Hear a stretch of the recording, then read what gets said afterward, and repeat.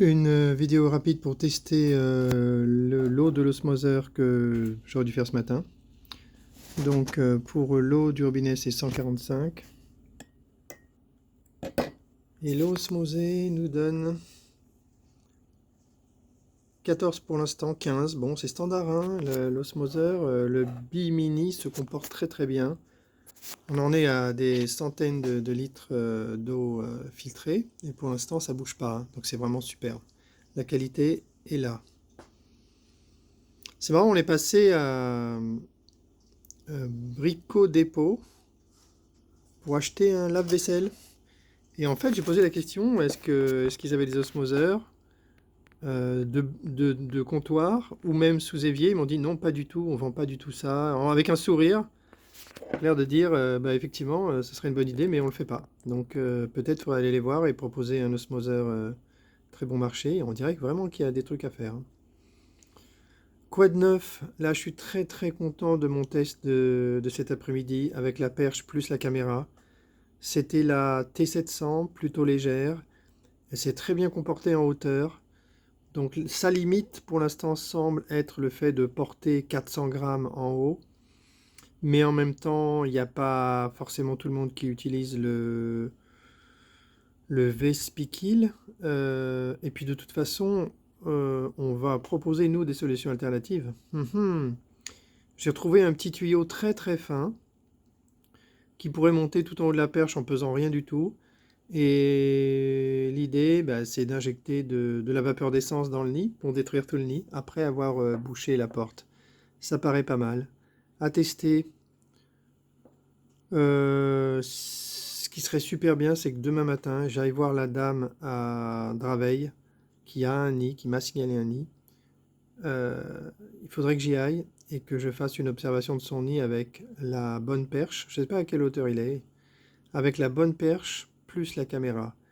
Et si je peux montrer que j'approche le bout de la perche très proche du nid, si je peux montrer la porte, alors là, il faut que je me booste avant la fin de la saison et que je fasse des expérimentations pour boucher la porte. Et qui sait, ensuite, injecter quelque chose dans le nid comme du CO2 ou alors directement des vapeurs d'essence. Très très prometteur.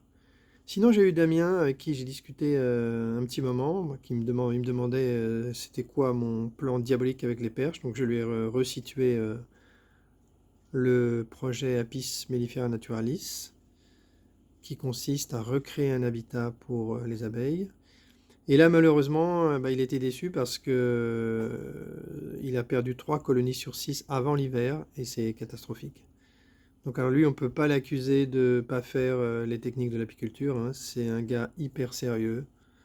On le voit sur ses vidéos, il s'est bien documenté, il n'invente aucune technique, il est sûr de lui, il sait qu'il a appliqué les techniques qu'il faut pour le traitement anti-varroa, etc. Et en fait, il a constaté qu'il y a un petit moment déjà, en fait exactement comme moi à Crône, les abeilles ont commencé à dépérir, il n'y avait plus de couvain, et elles meurent, quoi. Tout simplement, elles meurent. Et sa conclusion, bah, c'est un peu la même que la mienne, ce ne sont pas des abeilles, il y a un problème. En gros, il y a qu'on peut dire, la formule, elle n'est pas de lui, elle est de moi, mais il aurait presque pu le dire. On peut dire qu'il y a quelque chose de pourri dans le royaume de l'apiculture. Très clairement, hein. Très très clairement.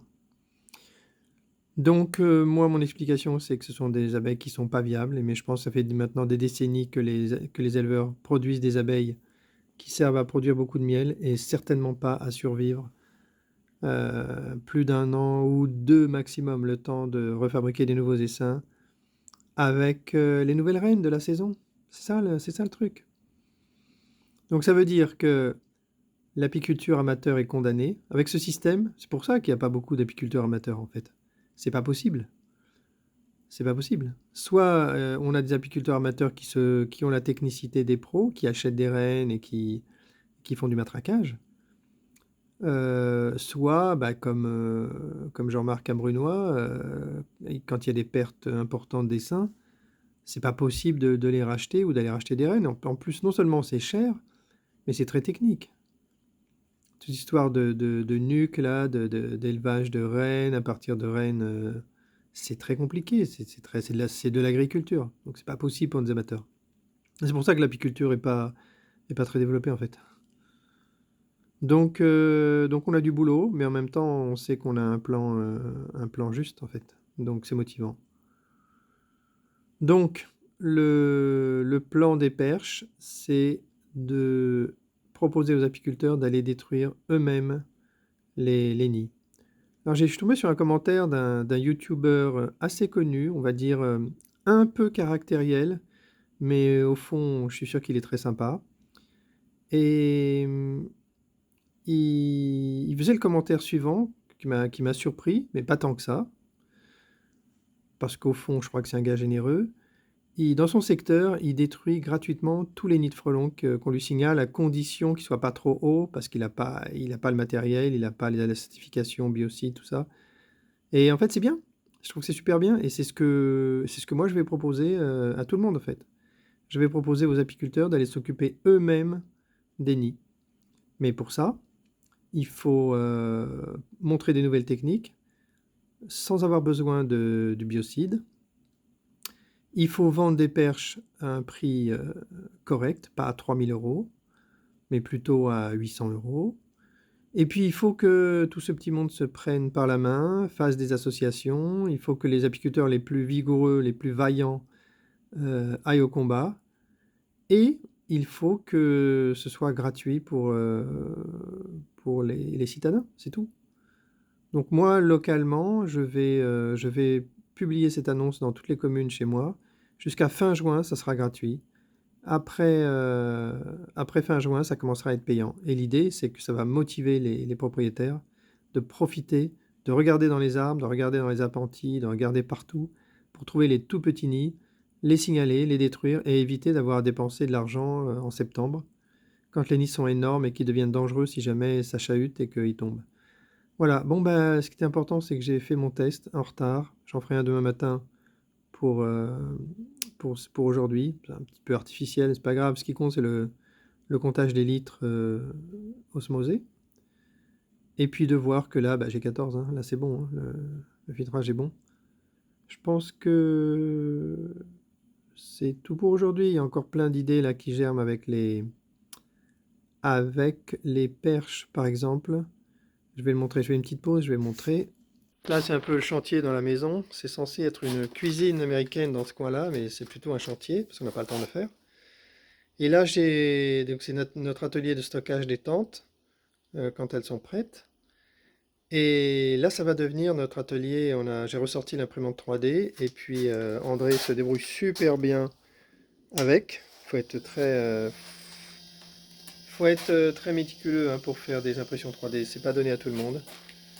Et bon, il se débrouille très bien avec. Et autant, et aussi à la conception avec les fichiers, avec le logiciel de 3D, il se débrouille très bien. Donc là, on va designer ensemble des raccords pour mettre en dessous des perches. Donc on va faire des extensions de perches 18 mètres, non télescopiques bien sûr, pour aller jusqu'à 20, 22, 24, 26. On verra ce qu'il est possible de faire. Le principe, c'est juste de faire un manchon en plastique qui permet d'ajouter en bas l'extension. Si ça marche très très bien, bien sûr, on demandera, j'ai déjà dit, hein, c'est pas grave si je me répète, on demandera au fabricant de nous faire quelque chose de très professionnel une fois qu'on lui aura prouvé que c'est une bonne idée. Donc voilà encore un sous-projet qui va démarrer et qui risque d'être passionnant. Allez, petite pause. Alors, on présente Chapoum, le chat de la maison. Voilà, qui est sur le bureau d'André, parce que André est son préféré, bien sûr. C'est moi qui donne à manger, mais c'est André le préféré. C'est toujours comme ça. Allez, Chapoum, je te laisse tranquille avec la lumière. Tu veux t'approcher hein? Allez, la lumière, c'est fort. Allez, pause. Allez, moi je pense que c'est terminé. J'ai tout dit. C'était une vidéo un petit peu plus longue, mais il y a des nouveautés à dire. Donc là, c'est l'effervescence. Hein. Ça devient vraiment passionnant. Je ne pensais pas que cette affaire de perche devienne aussi créative. Et les idées fusent. Je ne sais pas si je l'ai signalé, mais en haut de la perche, on va mettre une extension de type baïonnette. Quelqu'un m'a appris le mot, un déport. On va faire un déport. Et ça permettra de viser le nid quand on est en haut en faisant pivoter la perche. Et ça permettra de viser et d'atteindre le nid précisément, puisque moi, il faut que je sois très précis, beaucoup plus précis qu'un destructeur classique, puisque moi, il faut que je vise la porte et que je mette à l'intérieur un bouchon, un entonnoir à l'envers, tout simplement. Donc on va mettre un entonnoir à l'envers, coller, et les frelons pourront rentrer, pourront pas sortir, ou en tout cas pas vite. Et ensuite, on mettra à l'intérieur du CO2 ou autre chose, on verra. Donc là, il faut pouvoir viser vraiment très bien, très facilement la porte, et même si on est à 18 ou 25 mètres. Donc ça va être super intéressant à faire. Bon, je peux arrêter là. Fin de cette vidéo.